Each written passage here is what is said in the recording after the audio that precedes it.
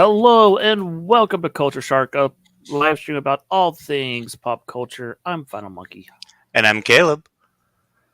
and today we are going to discuss what is widely regarded to be one of the best Batman stories ever, The Long Halloween.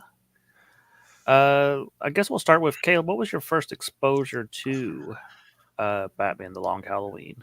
So my first exposure to the Long Halloween. Um, so I had obviously heard about it growing up, uh, because it it's always talked about. Whenever Nolan was coming out with his stuff with Batman Begins and especially The Dark Knight, that was something that was a big thing for him.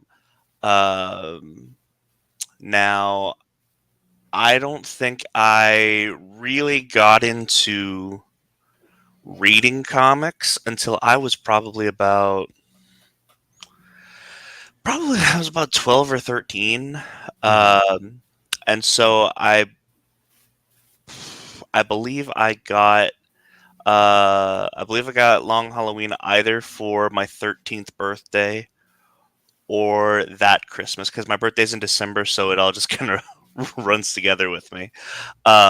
So yeah, I think I first read it when I was about 13, and I mean I was if I'm being honest, it was a lot, and I kind of got confused, while reading it because just I guess it being pretty much my first exposure to reading like a comic book. Uh, it a lot of the stuff kind of went over my head initially. Sure, and I think that happens a lot of times. First time I read a graphic novel, I'll be like, I'm zooming through it, and I'll miss something in the imagery or other things, and then you know on a second or third read through, you're like, oh, I totally missed that the first time. Yeah. Um, when I was in high school, back in the ancient 90s, the Wizard magazine was a huge deal at the time. That was a comic book magazine that was like the breaking news. We didn't, the internet was just really starting to become a thing, and still wasn't widely available. It certainly wasn't speedy if you got on there. And so your source for news was Wizard Magazine, if you want to know what was happening in the comic books. And they did several articles about Batman the Long Halloween as it was coming out, about who they thought the killer was, and it was a big deal. And this, as it was coming out, like every month, it was like, oh, who's it going to be? Who's the killer? And so that was 96, 97 ish. So I did actually read it though until probably like around 2000. I think I was on a business trip, and I picked up two graphic novels. I picked this one up, and I picked up The Golden Age, which we should probably do a show about sometime. Um, Which one's that? that is a DC Elseworld book about the DC superheroes during World War II. Um, and it's fantastic. And I don't, if I say the more, it'll spoil what happens in that book, and I don't want to spoil it. It's a lot of, it's a lot of the McCarthyism is going on, and um, seeing how the war affected different superheroes. And it's not really a Batman Superman story. I think they're kind of mentioned towards the end, but they're not really. It's more of a Green Lantern and Johnny Lightning or whatever their names are. They're those old heroes, um, Mm. and it's kind of regarded as one of the big things that kicked off the JSA becoming popular. I think it's what is that writer's name? Robinson. Um, I mean, more than anything, I'm just surprised that there's a DC thing that you've read that I haven't even heard of. So yeah, we will definitely visit the Golden Age at some Yeah. point because it's incredible. Um, I'm trying to remember if I still have my copy if I let somebody borrow it, but we'll figure that out. We'll talk about that off air. But yeah, the Golden Age is regarded as one of those great DC stories, or at least Wizard Magazine used to talk about it all the time. That's how I used to find out what the good stories were. It's like, what's Dark Knight Returns? Oh, Wizard Magazine says it's the must read story. So, um, so yeah, I read it then, and I thought it was great. Uh, I thought it was a it's the book is a mystery set around mobsters and the mafia, and but you also got sprinkled in classic DC villains. Uh, it's written by Jeff Loeb and drawn by Tim Sale. Hmm. They have teamed up quite a few times. Uh, Hmm. Sadly, we did lose Tim Sale a couple years ago. Yeah. Um, but he was one of the great artists that you know. There's certain writer artist teams that when they get together, it's magic. And this is I think these two when they would work on projects together, there was kind of a magic there. And when you read something by Jeff Loeb that's not a Tim Sale thing, it's not his best work. And I'm glad you bring that up, because I have so for me, my opinion of Long Halloween has actually gone down as I've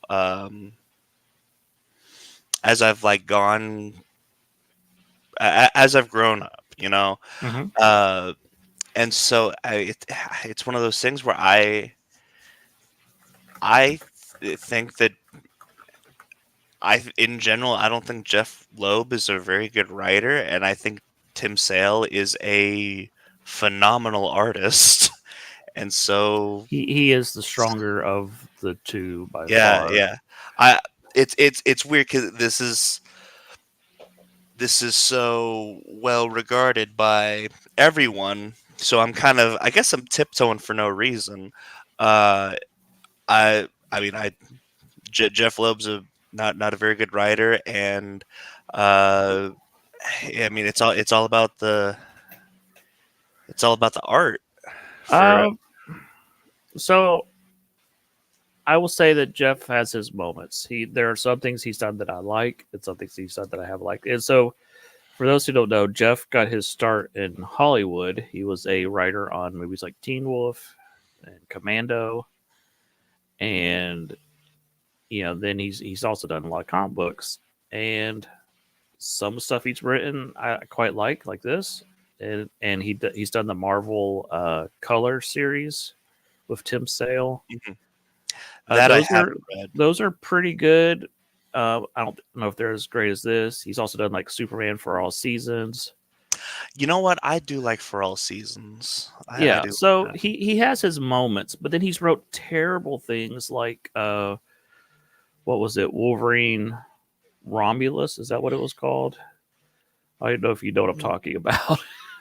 I I actually don't. Where he tried to say that everybody in Marvel Comics that was a dog or cat like person, like Sabretooth, Wolverine, Feral, Wolfsbane, all those types of characters were all descendants of some type of dog or cat god who was.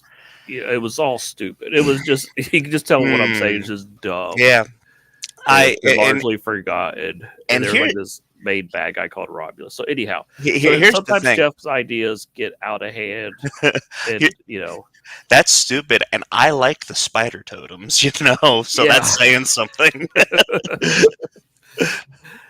So, but yeah, this is widely regarded to be one of his better works. You also hear people talk about Hush a lot. Hush is okay. There's things they could have changed to make Hush better, but I, I mean, I'm conflicted on this one. I am I stand firm that Hush is 100% about the art for people. Oh, certainly. Jim Lee provided the Yeah. art for that, and Jim Lee was a fantastic X-Men artist back in the day. And yes, absolutely.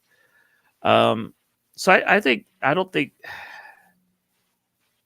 yesterday if you had asked me is the writing on this, yeah, and I would be like, no, it's great. And then I watched the cartoon yesterday. And I'm like, oh yeah, I think there's a better way to do this. Yeah, Better I way. mean, yeah, and I mean, we'll eventually get to that. But I definitely think that they really improved on it in the in the movie version. Um, So if you have never read this or watched the animated movie, we highly recommend it. If you like in the live action movies when they're dealing with the Falcons or the Maronis or any of that type of stuff, oh, that's this all this, this absolutely. is all this. And if you liked Batman Year One, definitely read this. This is like the follow up to Batman Year One. This is like the Mm. next part. I know there's a Batman Year Two, but no one likes that stuff. This is where it's I at. do. Yeah. So yeah. So if you like, early day Batman and or if you like Harvey Dent, this is a great story, or Jim Gordon, this is all great stuff. So Yeah, the reason yeah, I'm saying all that is we're gonna start getting more into spoilers.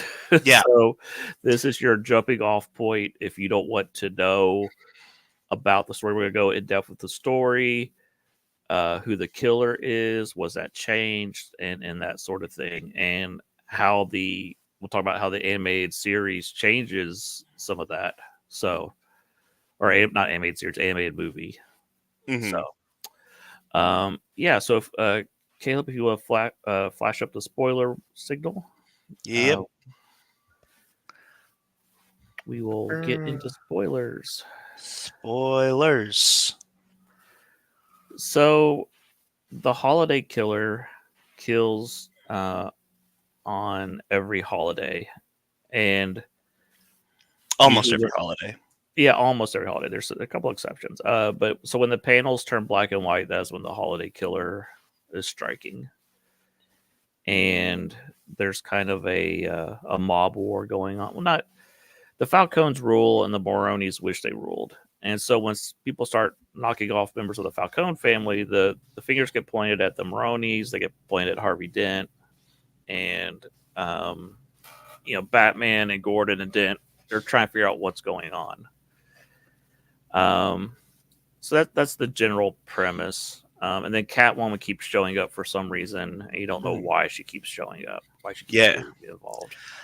And pretty much every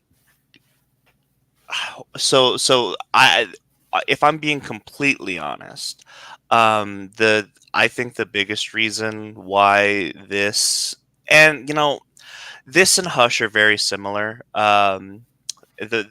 It's something that Jeff Loeb does, and I don't know why he is the only one that can kind of get away with it. um, but every villain is here, and each villain they like it's almost kind of like a TV show where each episode or issue kind of has their villain of the week or villain of the issue, but there's that through line of the holiday killer in each issue. Mm-hmm. Yes, um, and Hush has that as well. So uh, it- that honestly, I think, is the big reason why just people always recommend this one and hold, because I mean eh, this is kind of like the TGI Friday sample platter of Batman villains. sure. And the book also takes place over the course of a year, Hmm. so that is also fun Oh yeah, to it's almost like a Harry Potter book. Like a Harry Potter book goes through a whole year. yeah. Um, uh, it's fun to see Batman struggle where he doesn't immediately solve the case. he's kind of baffled a lot in this. A little bit less than the animated version. He seems to be more on the correct trail on that one for a little bit. which I also think is better, because when your mystery makes sense, your main character should be at least somewhat on that right trail. Sure. Yes. And yeah, so a big part of this is the relationship between Batman, Gordon, and Dent. They make this vow that they're not going to cross the line. They're going to take Falcone down. One of my favorite panels is also it's also one of my favorite shots in The Dark Knight, where they're all on the rooftop. They're all standing in that. I almost want to call it a formation, but they're on the rooftop. They got the bat signal going, and they're all just having that discussion. That was originated in this book, and I mean I think they did that scene to perfection in The Dark Knight. And it's been a long time since I've seen Dark Knight. I don't remember if they do the reunion shot where, because obviously on the cover Dent becomes Two-Face, and they kind of have that meeting again, but now Dent is Two-Face, is seeing what their journey has cost them, what them trying to get justice, and how a good man can get corrupted by the city. Oh, so okay, so I mean, that's actually what The Dark Knight is about. So it has been a while since you've seen it. Yeah. I remember that discussion. Now that I'm saying it, yeah, because that's Joker's trying to break people. Yeah. So yeah, it's I haven't seen Dark Knight since it came out, so it has been a while. But yeah, the this is largely about their investigation, and then you're also seeing it from the mafia families, how they're reacting, how Falcone is bringing in more and more of these crazy weirdos, and the other members of the crime family don't like it that he's bringing in Poison Ivy or the Scarecrow or Mad Hatter, and they're like, we don't need these guys. Yeah. And I think that is actually because later on in the show, what we're going to be talking about is, because this is the most influential. I would say this is the most influential DC comic of all time, just because of how many TV shows, video games, and movies point to it. Point to this, and so we're gonna figure out what makes this movie the most influential, and we're gonna go over all that, and then we're gonna see kind of what matches up as far as what Marvel comic is kind of that, like what else is as influential and why. And I think one of the reasons is because in Batman's history, this story is very much a turning point. Because Batman was created to fight injustice and criminals. But whenever he did that, he did not do so with the intention of fighting supervillains. That was never the plan. The plan was to take down, your petty gunmen, and especially take down the mob. And so this book really is about the transition. This is about the mob dying and the supervillains kind of taking over. Yes. And so let's, there's a lot of suspects they go through. Harvey Dent being the main one. And towards the middle of the book, one of the Falcones is shot on a boat. Is his name Alberto? Is that his name? Yep, Alberto Falcone. That is Carmine's son. Yes, and he's always trying to be more involved, and he gets shut down a lot by Carmine. And it's a little bit different than the animated movie. but that's the gist of it. He's always wanted to be involved, and in the book, he is shot and falls off the boat, and we'll just get into the spoilers here of who Holiday is. It is revealed that he is Holiday, and but He throughout faked the his book, death. say that again. Yeah, he And faked his death, and he's going around and continuing to kill people. And you'll notice that there's kind of a shift when this happens. It seems to be more of the Falcones being targeted, and then more of the Maronis start getting targeted when this happens. Um, and throughout the book, Batman is constantly going and talking to Calendar Man at Arkham about who the killer is.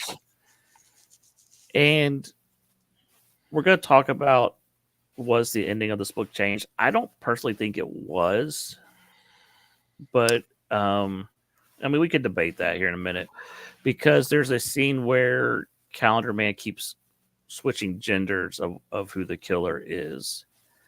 And towards the end of this, it is revealed that there's actually two killers. One being Alberto, and the first killer, though, was Harvey Dent's wife, Gilda. And that she was, if I recall, she was trying to help Harvey clean up this problem so they could be together. Is what the original book's plot was. Yes, she was, and honestly, here's the thing. I don't think it's.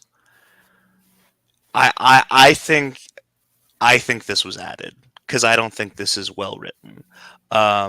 It is a very much come out of nowhere reveal at the end, but there are definitely hints throughout the book that she's involved. It's just not well laid out.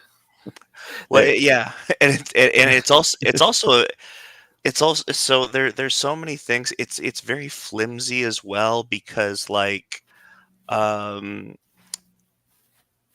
how did she do what she did initially? Yeah, how was she getting into the places she was getting in? How, there's a lot of wait, what? Yeah. But there are hints throughout the book. Like there's a scene where she's talking to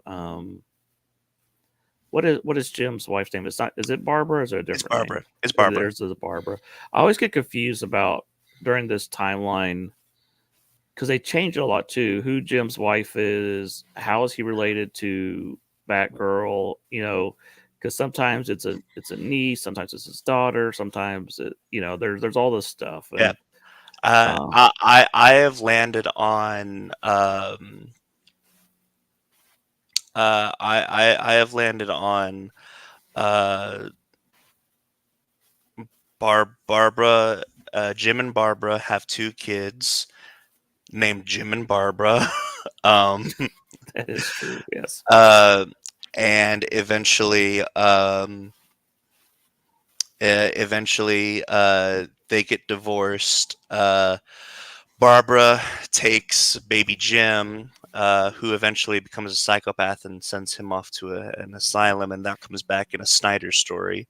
Right. And then Jim keeps baby Barbara and marries Sarah Essen, who was the lieutenant who he fell in love with in year one. And she's the one that stuff happens to her during what is that story? The No one Man's where Land. they're No Man's Land. Yeah, where Yep. where does a Joker throw a baby in the air or something? She catches Yep. it. Yeah, all that. Okay, yeah. Yep. Okay. So but it gets confusing. Yeah. Especially because they change the continuity a lot. And you're like, wait. Oh what? yeah. Well, and I am not So what I was referring to, there's a scene where Gilda and Barbara are talking, and they keep zooming out of the apartment, and it keeps showing the row of baby nipples on the windowsill. And so, I mean, to me, that's the biggest Gilda clue in there, and also that the gun is found in the basement with the metal filings in the what do you call it, the grip, the vase, or I'm saying the wrong word. Vice. That's the word I'm trying to think of. Oh, okay. Yeah. So someone has been filing off the serial numbers of the guns in that Vice. Those are the two biggest Gilda clues, and then that's it. There's not much else pointing to her or Harvey. The animated movie does a better job pointing at Harvey than this book does. Yeah. So yeah, I agree that it's weird. I kind of there's one of two ways this goes. He added the Gilda thing in because everybody guessed it was Alberto, or it was always the two of them because of the Julius Day conversation, and he just laid it out really poorly. Which, as we've discussed, Jeff is not always the best writer, so I could see that being the case. Yeah. In my opinion, it should have just been at least in this story. We'll talk about the movie here in a little bit, but at least in this graphic novel, it should have just been Alberto. I think the Gilda twist, yes, it comes out of nowhere, but I think it adds something to the story, like how this city corrupts everybody, and even Gilda gets corrupted. She gets caught up into the madness. So that's my thoughts. Yes, it does come out of nowhere. I do like Gilda being one of the killers, but it is weird when it happens. You're like, wait, what? Well, the thing is I think, and I guess we might get into it now. I think the motivation is like so much better in the movie. Right. So yesterday, I haven't read this in it's been almost 20 years, I would say. I had loaned my copy to somebody, and never got it back. So I lost my copy somewhere along the way. It wasn't me this time. It was not Caleb. Those were the Wedge Antilles figure, TIE Fighter figure. That's not this.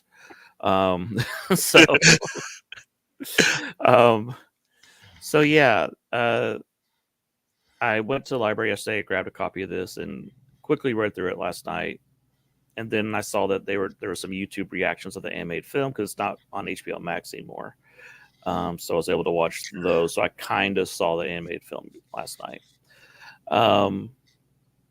The animated film is just better written, and they make changes to the story. Mm-hmm. They cut some things out. One of the things we didn't mention is there's a Riddler chapter for April Fool's Day where there's not a killing then. Yeah. Because they bring in Riddler to try to guess who Holiday is, and then the killer lets him live because he wants word to get out that they're trying to find the killer and all this stuff. Anyhow, that's cut out, but the rest of it's pretty much intact, but things are changed. So do you remember how The Dark Knight Returns, whenever that movie came out, it was a two-parter? Mm-hmm. So this was also a two-parter. Yes. And where the first part ends, it ends with Alberto's death. Mm-hmm. And it's insane. Yes, it is. Because they make sure that oh no, he's not the killer this time. I was so confused. I had to rewind that scene because the conversation and what is happening. I was so confused because Selene Kyle, Catwoman, she slips up and calls Batman Bruce in front of Alberto. And I was like, wait, Holiday knows who Batman is? And then the shooting happens and the propeller thing happens. I'm like, okay. My brain was like, but he's still the killer, right? Because so this is Clayface or a decoy or something, right? Because I'm thinking of Hush, Yeah. And it really didn't click until the end of the movie that was just one killer. Yeah.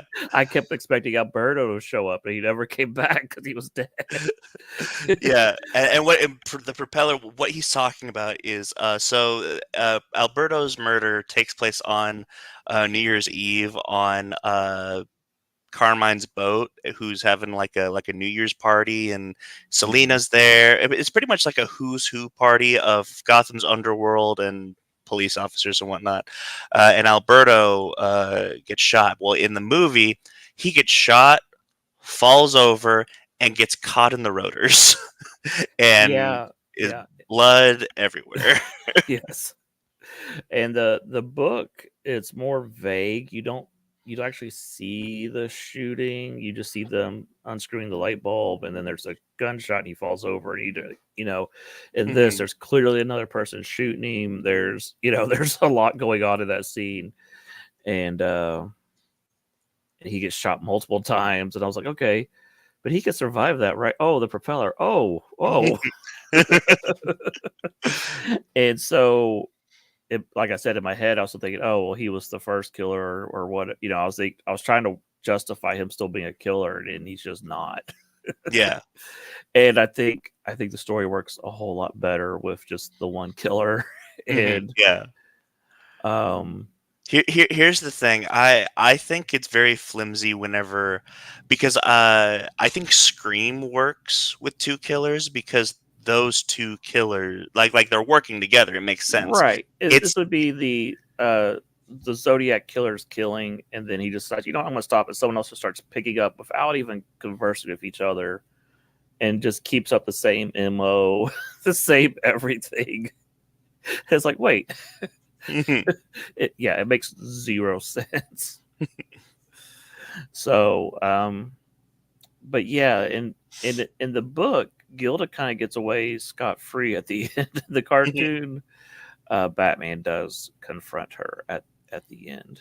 yeah, and it's I think she's more, she obviously, I think she's more prominent in the movie as well. Yes, Like she is. even before part, so even in part one she's super prominent. Like before part two, whenever they start going into the new backstory that they've given her, which I y- love. Yeah, and we get the first hints of that with the Alberto scene where he's one of my problems I had with the animated movie in particular was I kept getting Gilda and Celine mixed up Yeah. because they look similar, and then Harvey Dent and Maroni and Bruce all kind of look similar, and so it would always take me a minute to figure out which character it was that I was looking at. Yeah. Um, but Alberto is kind of hitting on Celine, which is weird because spoilers, they're brother and sister, or half brother and half sister. They don't know it, Yeah. but she immediately she knows. She knows. She rejects him. But he starts talking about he had a former love, and dad found out and made him break up, and da da da da. And so this is the first you're hearing of this because it's not in the book at all. Mhm. And so I thought that was interesting when I was watching part one, and then part two, you find out, oh, Gilda's the lover. Yeah. And I mean, if I recall, uh, not only were they together, she was pregnant, and Carmine forced her to get an abortion. That seems to be what the illusion was. Yeah. I thought also maybe the baby was born, they took it away. Maybe it's going to become a supervillain later, knowing comic books. That's also how I read that scene. I guess the new Holiday, 20 years from later, will be Gilda and Alberto's kid.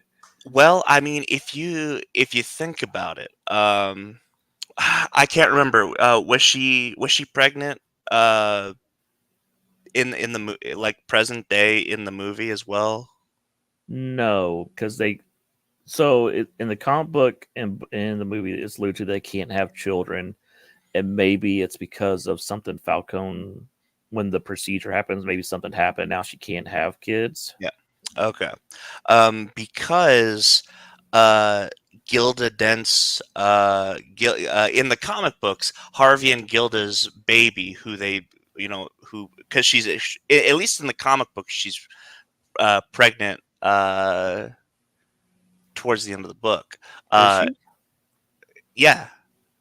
I never have caught that because I always thought the big thing was they couldn't have kids. No, no. Because I mean, their child eventually, It was Dwella Dent or whatever, right? Duella Dent, becomes the Joker's daughter. Which is so So, weird. yeah. It's fun whenever you read Suicide Squad, though. She's a fun Suicide Squad character. But yeah, I mean, like it. So abortion was what I got, and the procedure. That's how I took it. But let's say that she wasn't present in the movie, and they did take away the baby instead of an abortion. That could have been Duella Falcone. So in the books I'm looking at right now, when she's burning the stuff at the end, she says, "So we could have time together, a child, a secret." So I always read that as that was my plan. We were going to have a kid. It never happened. But it also could be read that, yes, I am pregnant. We're going to have a child, a secret. No one will know about it. So, okay. I've always read it that they couldn't have kid, but but I do know about Duella, so that would make sense. So, okay. Looks like we talked about earlier, people will read the same story two different ways, and it's up to interpretation, and cool. So this book was super popular. The cartoon movie is amazing. I really enjoyed it.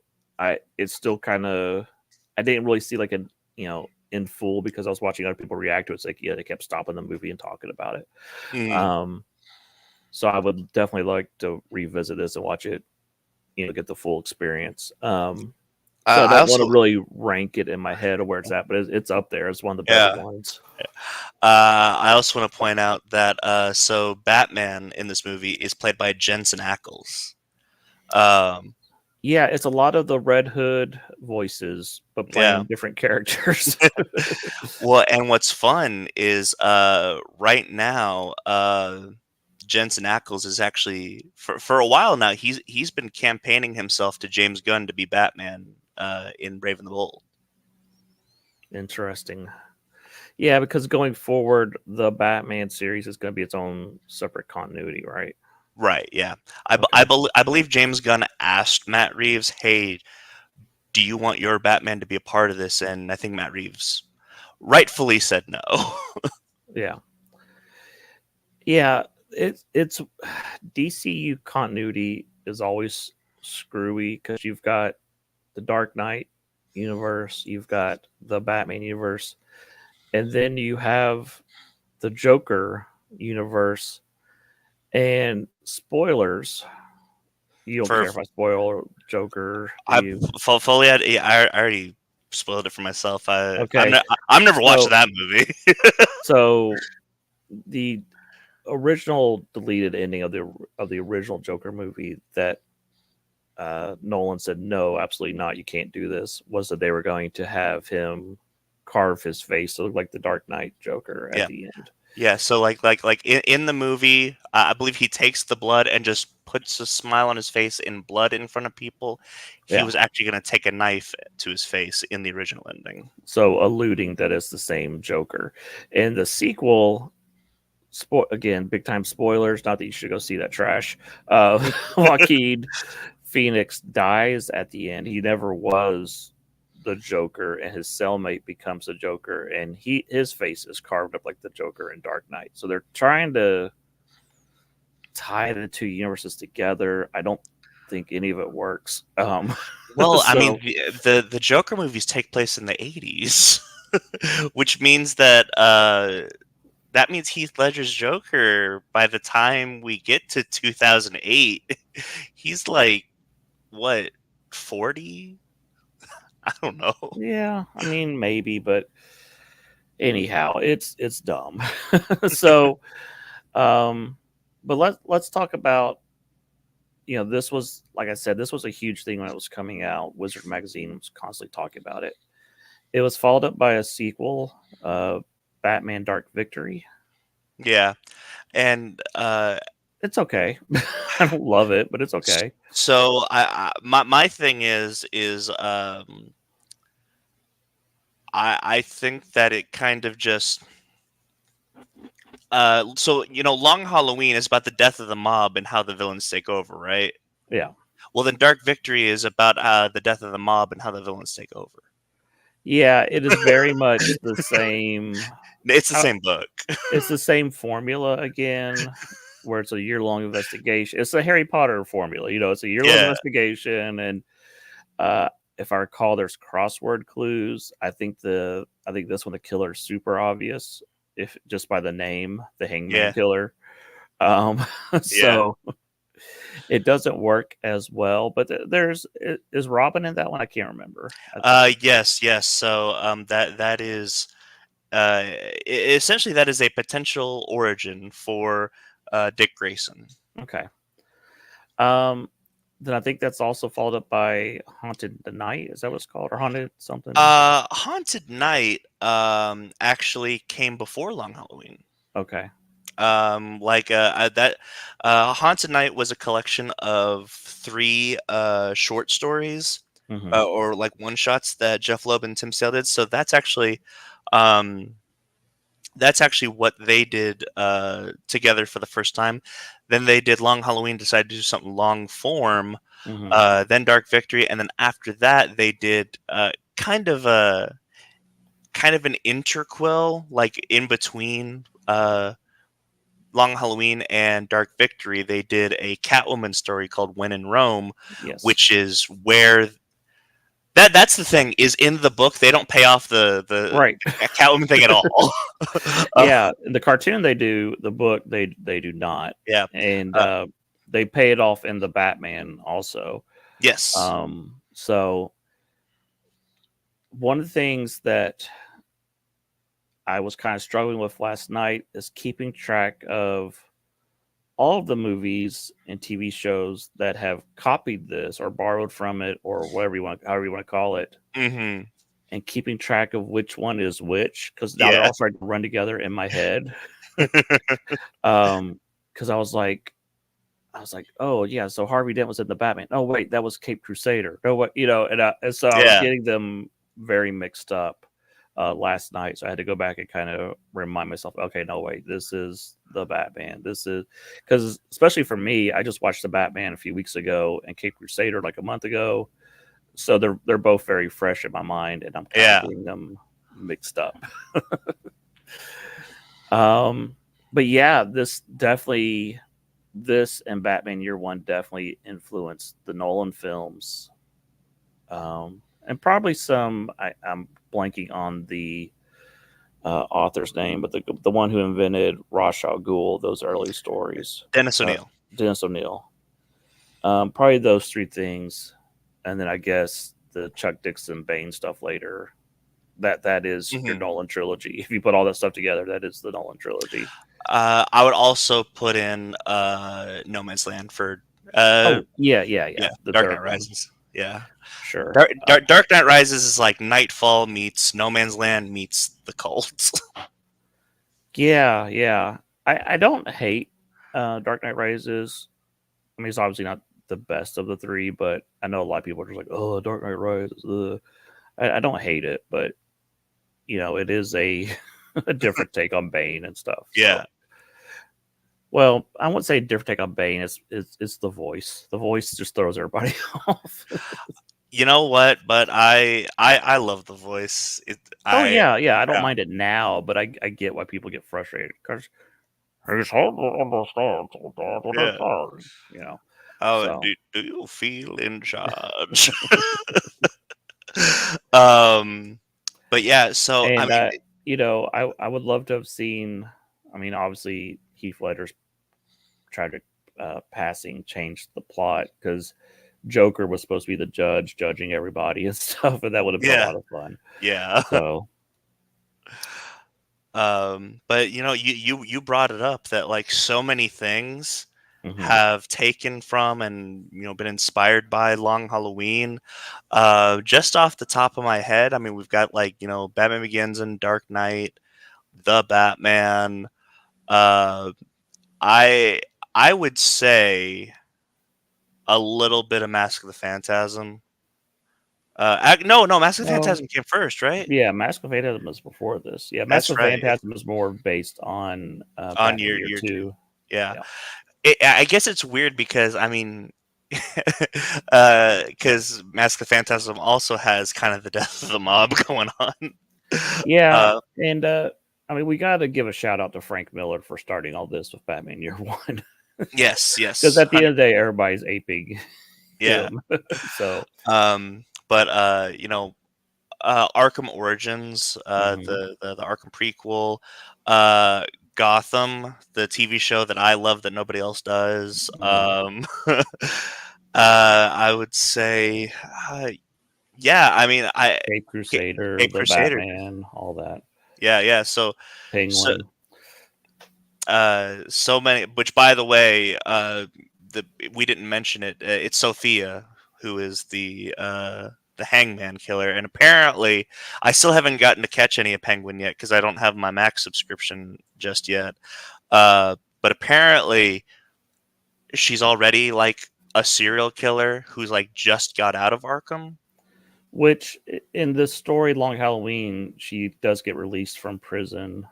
Um, it doesn't say what she did to get into prison. So uh, I haven't watched Penguin either, but it's a lot of the characters from Long Halloween involved.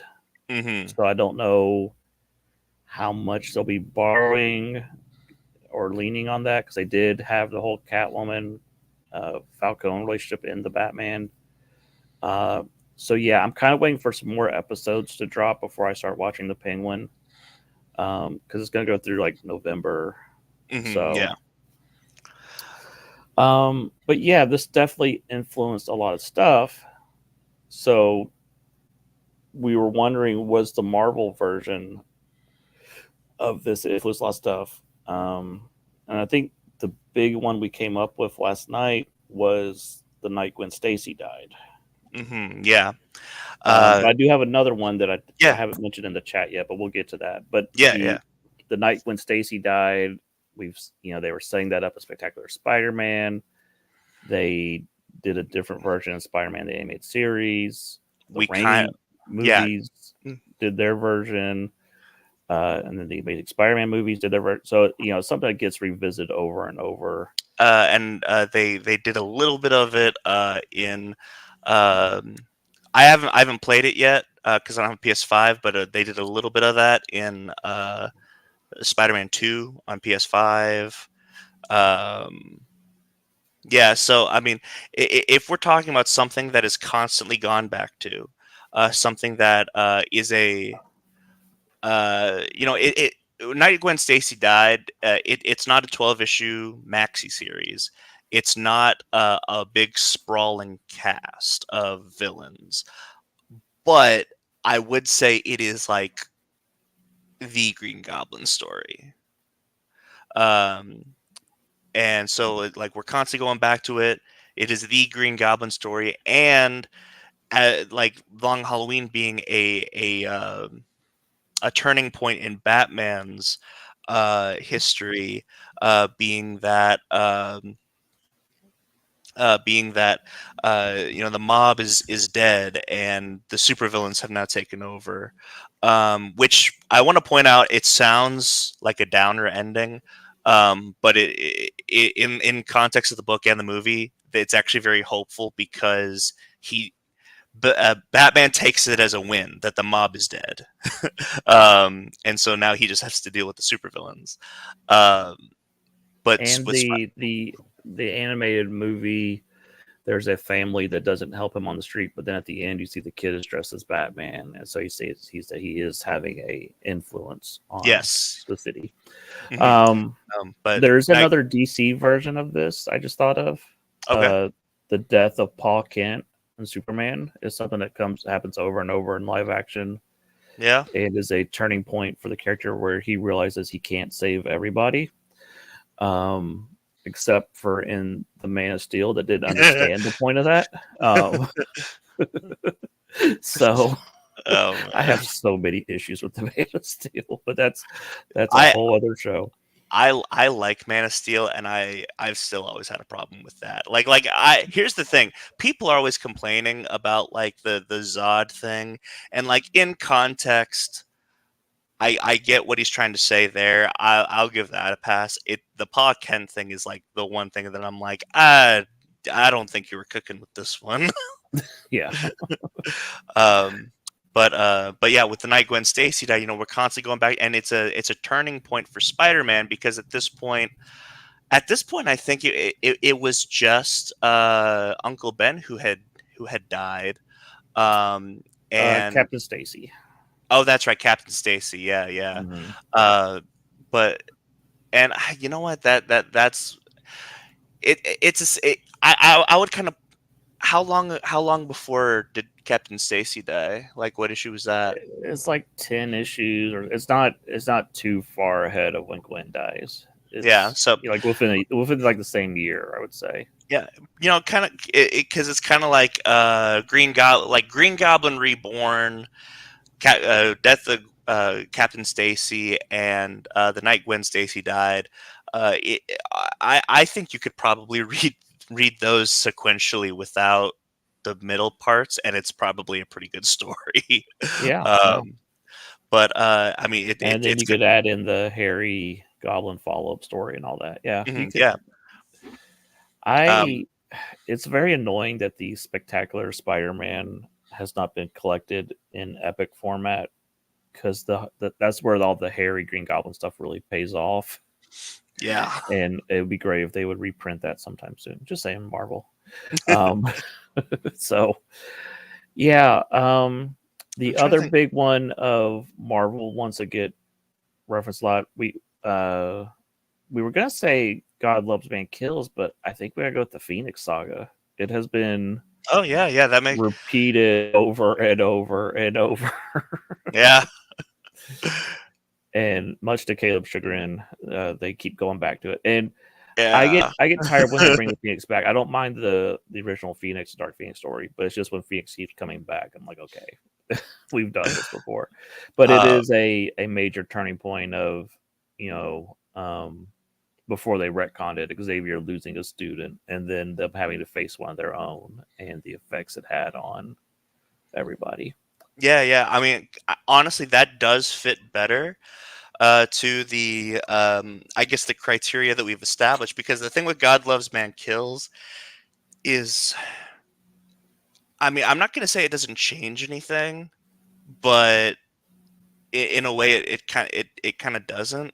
In a It's way, kind of the quintessential hatred of mutant storyline, but it's also one where Magneto is realizing that him and Xavier are on the same side, even if their methods are different, mhm, and kind yeah, of this, are they working together? Are they not? It's kind of the big changing point for Magneto, yeah, and it's largely some of the plot of X2, that they've referenced over and over. So mhm, it is one that gets revisited, not as much as the Phoenix Saga, but it definitely is. mhm. And then probably And, Days of Future Past is probably the other one.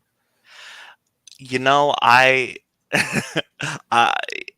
I, with Days of Future Past, I think that it's referenced in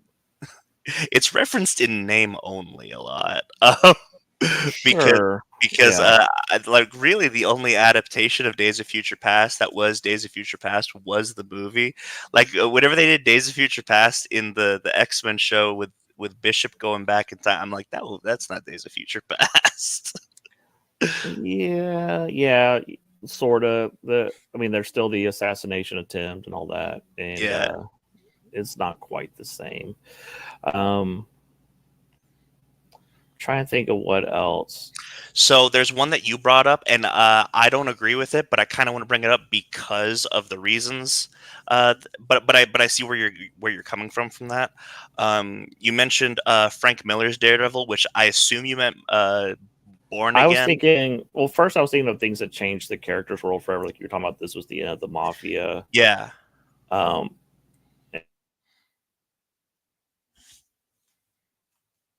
and just the media that gets referred to over and over.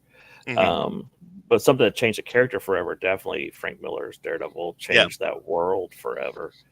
Well, Um, Honestly, the thing that I've always had a problem, not with Born Again, but I've had a problem with the follow up because it's supposed to be that. It's supposed to change uh, the world of Daredevil. Um, because the way Frank Miller has always said um, that Daredevil being Daredevil being hero by night, uh, uh, attorney by day. He always said that he said it was a contradiction. It's a fun contradiction, but it's still a contradiction. It's cute, but it's time to move past that. And so that's actually why he wrote Born Again, with the intention because with Born Again, uh, the the law has always been on Matt's side, and with Born Again, the point was Kingpin took away the law.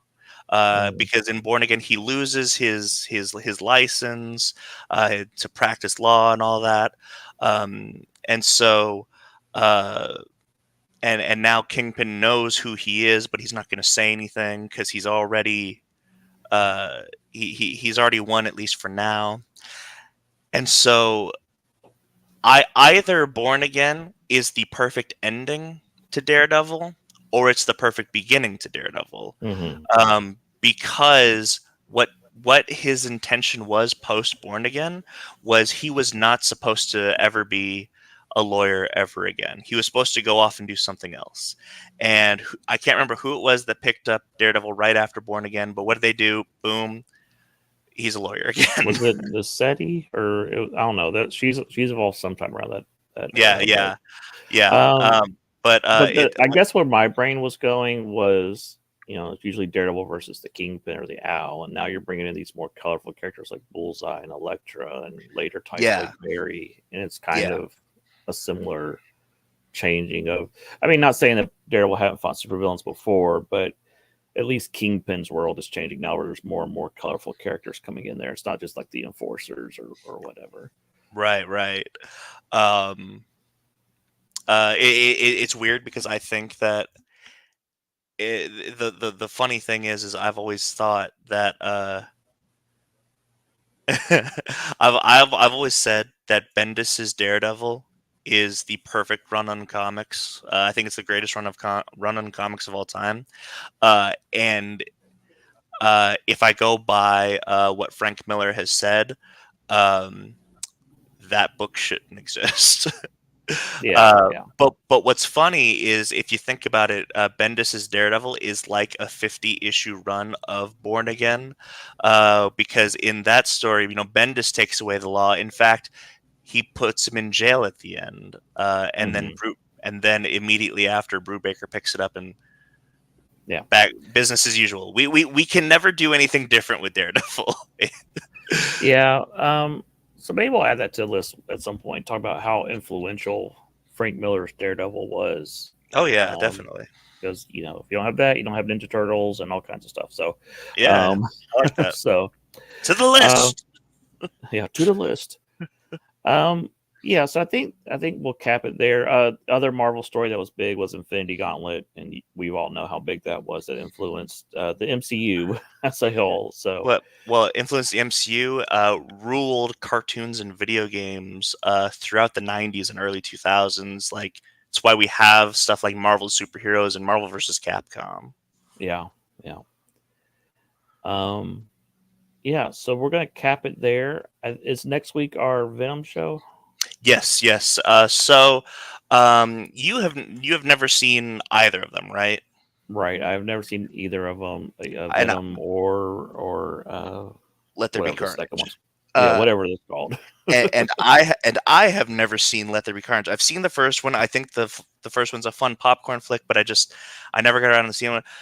But I think that we were both kind of intrigued and almost kind of convinced by the third movie's most recent trailer, where they went ahead and they name dropped Null and was like, oh, they're actually doing that. So you even said it to me. You're like, am I gonna have to watch these movies? Well, yeah. Now I'm making you watch these movies. Yeah, yeah. Who knows? I might actually like them. Like I like the Batman and Blade Runner 2049 and all that fun stuff. So, Yeah. so that is next week's show. We hope you will join us. Until then, I've been Final Monkey. And I'm Caleb. We'll catch you next time in the Shark Pond. See ya.